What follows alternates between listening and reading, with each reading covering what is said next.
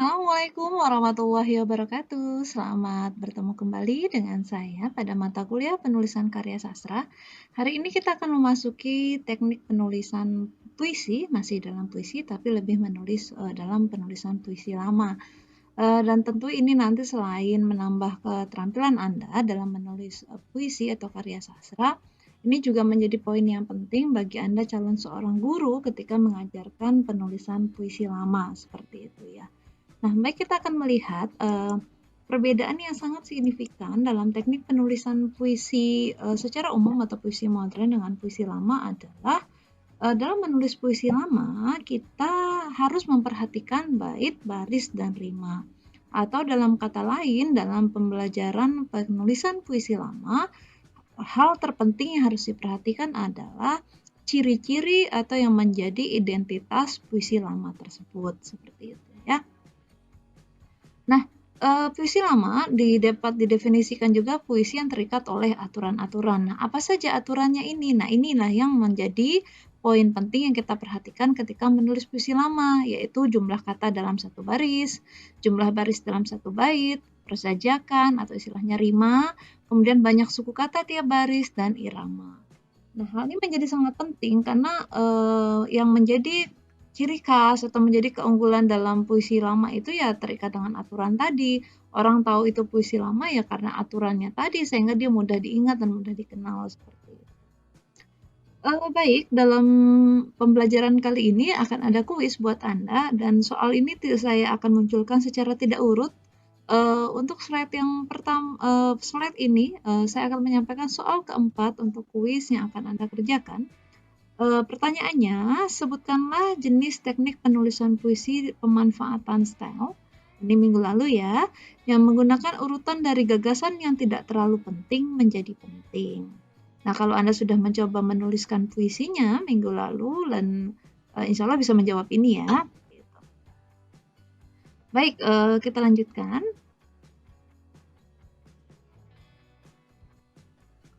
Lalu, ciri-ciri puisi lama. Oke, kita masih masuk ke dalam penulisan puisi lama tadi. Artinya dalam penulisan puisi lama, kita harus memperhatikan aturan-aturannya dan ciri-cirinya.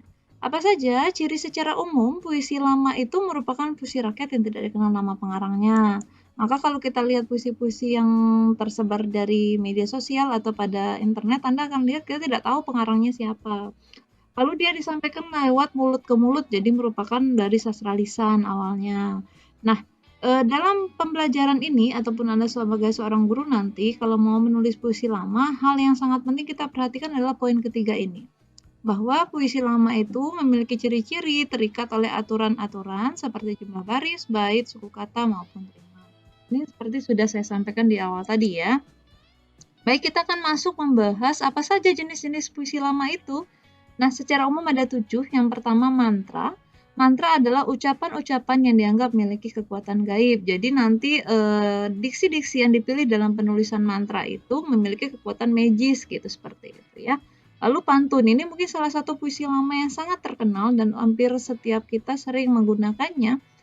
Pantun ini bercirikan bersajak ABAB, tiap bait ada 4 baris, tiap baris terdiri dari 8 sampai 12 suku kata. 2 baris awal itu sampiran, 2 baris berikutnya isi. Nah, pantun ini jenisnya banyak, bisa pantun anak, pantun muda-mudi, pantun agama atau nasihat, teka-teki, dan jenis. Baik, selingan kedua, ini soal nomor 1. Oke, tolong diingat baik-baik. Sebutkan jenis puisi lama yang disebut juga dengan pantun berkait. Ingat ya, sudah 2 soal. Baik, kita lanjutkan dalam penulisan puisi lama. Oke, jenis yang ketiga adalah karmina. Karmina ini adalah pantun kilat seperti pantun tetapi pendek. Oke, nanti ciri lebih lanjutnya kita jelaskan lagi ya. Kemudian ada jenis saloka. Saloka ini adalah pantun berkait. Yang kelima gurindam. Gurindam adalah puisi yang terdiri dari 2 baris, sajaknya a dan berisi nasihat. Lalu keenam syair. Syair ini salah satu puisi lama yang dari Arab. Nah, memiliki ciri tiap bait itu ada 4 baris. Bersajak AA, nah berisi nasihat atau cerita.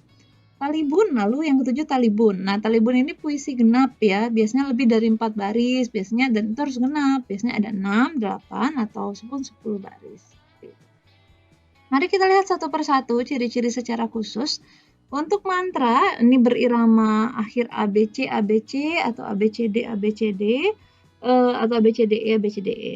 Bersifat lisan, sakti atau magis, adanya perulangan, metafora menjadi unsur yang sangat penting, bersifat esoterik, artinya bahasa khusus antara pembicara atau lawan bicara gitu ya, dan sifatnya agak misterius seperti itu.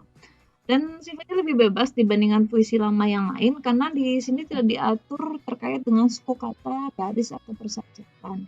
Cuman peraturannya adalah tetap memperhatikan irama ya, kemudian kosakatanya itu tadi bersifat dengan magis dan menggunakan metafora.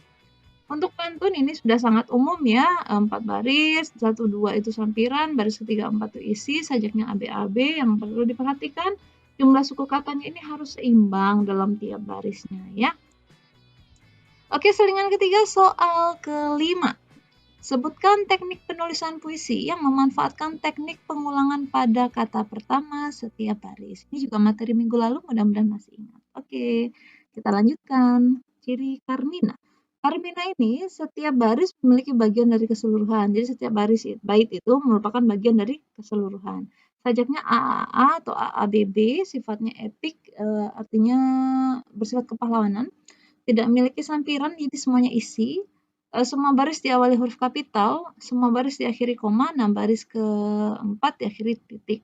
Lalu dia mengandung dua hal yang bertentangan, ada rayuan dan perintah.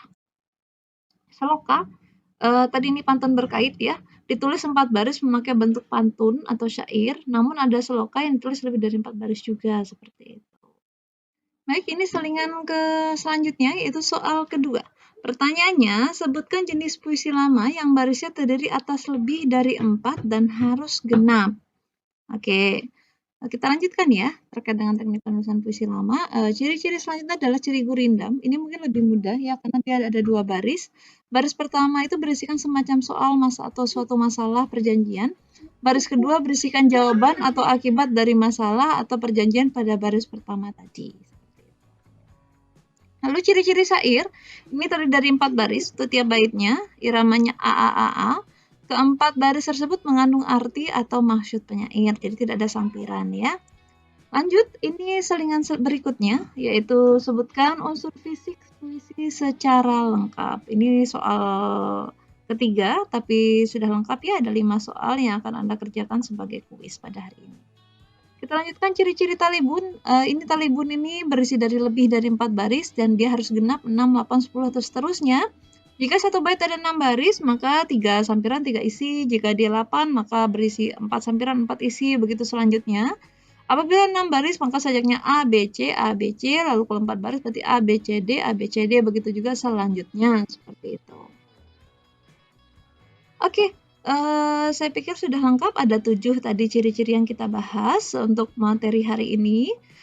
Puisi lama, sekali lagi saya ingatkan, memang cenderung banyak yang menganggap salah satu mungkin syair susah untuk dipahami dan diajarkan kepada peserta didik, karena kita cenderung masih memakai teks-teks lama yang artinya dia agak susah karena masih banyak menggunakan bahasa Melayu dan tidak lagi sesuai dengan zamannya sekarang. Maka ketika kita mengajar, nanti Anda sebagai seorang pendidik, saya sarankan cobalah memberikan contoh teks-teks yang kita buat gitu. Nah, ketika Anda yang membuat teks lama tersebut atau puisi lama tersebut, dia menjadi lebih mudah dipahami karena bahasanya sesuai dengan apa yang siswa ketahui dan tentu juga unsur-unsur nasihatnya lebih relevan dengan zaman sekarang, seperti itu. Mungkin Anda sudah melihat itu gambar kopi yang sedang dituangkan. Hidup itu seperti kopi, jadi gitu ya. Ada pahit, ada manis, ada getir, tapi itu ada semangat di dalamnya. Jadi bagaimana tetap harus jaga semangat meskipun pembelajaran secara daring seperti ini, bagaimana kita terus menjaga imunitas dengan tetap bahagia, tetap jaga semangat, dan tetap harus sehat ya. Artinya dengan seperti ini kita bisa menjaga kedisiplinan Anda juga dalam mengerjakan perkuliahan yang lainnya. Sebagai penutup, menulislah lewat sastra, menyuguhkan dan mengeluarkan segala rasa untuk kita titipkan kasih sayang untuk semua. Selamat menulis karya sastra dan pada minggu ini Anda akan mencoba menulis puisi lama. Nanti kita akan bagi teknik penulisannya dalam koordinasi selanjutnya ya. Dan untuk kuis hari ini jangan lupa dikerjakan pada tempat yang sudah disiapkan di e-learning. Mudah-mudahan sukses dalam pengerjaannya, diberikan kelancaran. Terima kasih atas perhatiannya. Wassalamualaikum warahmatullahi wabarakatuh.